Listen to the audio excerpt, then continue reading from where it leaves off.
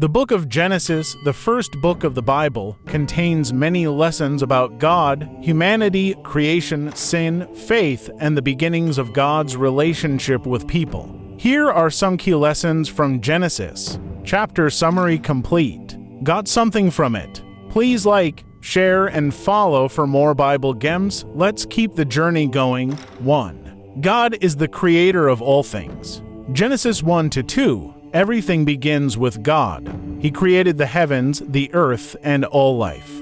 This teaches about God's power, order, and purpose in creation. We are part of God's intentional design and are called to care for creation. The human beings are made in God's image. Genesis 1:26-27. Every human has inherent dignity, value, and purpose. We should treat ourselves and others with respect and love.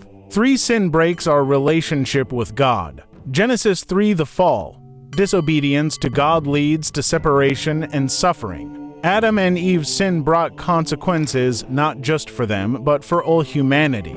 We need to seek God's forgiveness and obey His commands. For God judges sin, but also offers grace. Genesis 6-9. Noah's Ark. God punishes wickedness, but also provides a way of salvation for those who trust Him. Even when the world turns away from God, staying faithful matters. 5. Faith and obedience bring blessings.